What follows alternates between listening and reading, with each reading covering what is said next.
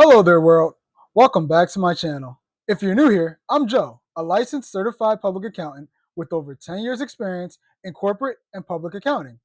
I have an extensive background in accounting, audits, and tax, and I'm all about helping you take control of your money and live smarter. Today, we're talking about something that hits everyone's wallet right now, the I word, inflation.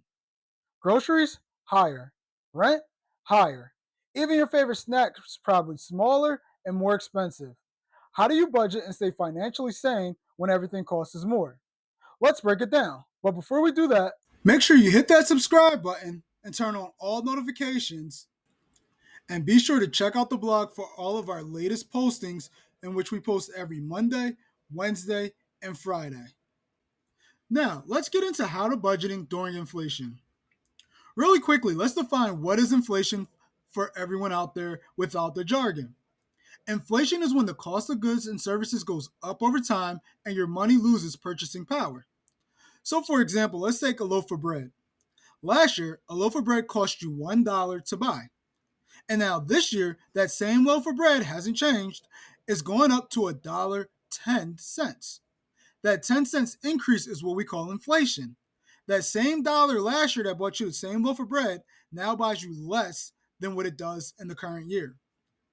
As you can see, I made up a chart just to show you how inflation works. These numbers are no reflection of the cost of bread or the historical cost of bread. It is just put here as a visual to show you what we're talking about. In 2020, as you can see, a loaf of bread cost us $1. Now, 3 years later in 2023, that same loaf of bread costs us $1.20. So it reduces our purchasing power because that same dollar in 2020 now cannot buy us a loaf of bread in 2023. Now, why does this matter? Because if your income doesn't rise at the same rate as inflation, you have to stretch your dollar further, where budgeting smarter comes into play. Now, the first step that we're going to take is we're going to review our current budget. If you don't have one, don't panic. You can always start with three main categories. Your fixed expenses, when we're thinking of that, think of rent, car payments, insurance. Our variable expenses, such as groceries, gas, and entertainment. And then our savings and debt, which would be our emergency funds, credit cards, and retirement. Pull up your last 2 to 3 months of bank statements and see exactly where your money is going. You might be shocked at how much those little things add up. Look for areas to trim. Maybe it's fewer takeouts, cutting down on streaming subscriptions, or carpooling to save gas. Now, remember when we talked about financial planning last week, we came up with this budget. Now, we really want to stick to our budget, and if you need one of these worksheets, feel free to send us an email at joecobb@jmtaccounting.net. Now, this budgeting tool is going to be very important during inflation for us budgeting. So we're going to put in our planned amount. Let's say that we plan to make for this month, we'll use it for a month, $500. But we actually made $500. And then let's say for housing, for a rent, we're going to say it's $100. And it actually came up to $100. Now let's say for utilities, we had planned to spend $60. We actually ended up spending only $40. So now we have a savings of $20. And food, we planned for $100, but we actually went over and spent $120, and so forth and so forth.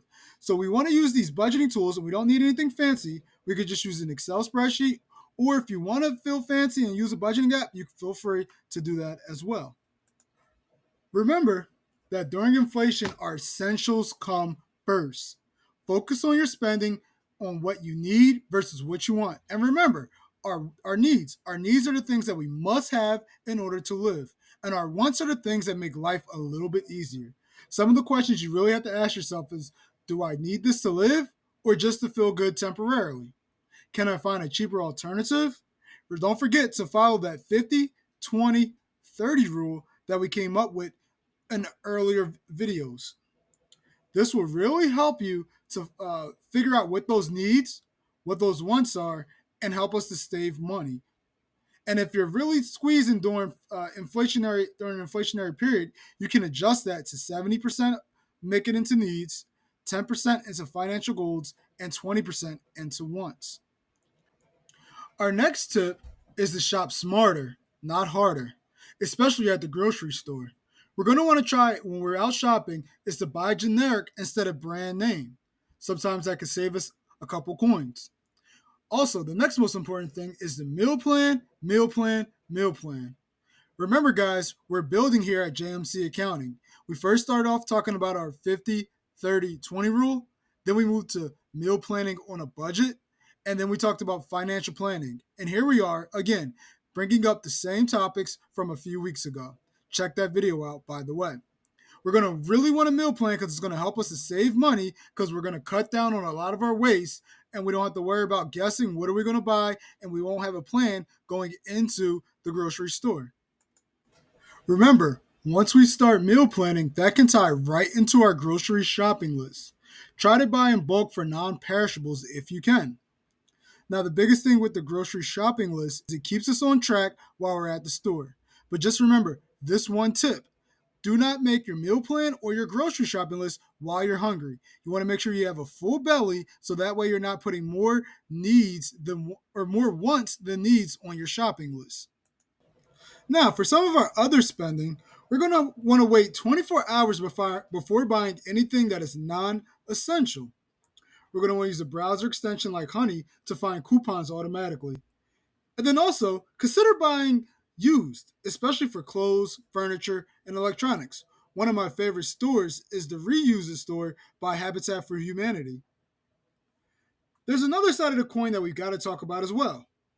You can only cut but so much. But to truly stay ahead of inflation, you have to look for other ways to boost your income. Different ideas that you can use are things like freelancing or side gigs, selling unused stuff online, asking for a raise or taking on extra hours if possible. Even learning a new skill that can increase your earning potential. An extra $100 to $200 a month can go a long way towards easing that pressure. Just remember, it might feel like there's no room for savings, but even $10 a week adds up. Keep saving, even if it's less than before. Why? Because remember, emergencies do not care about inflation.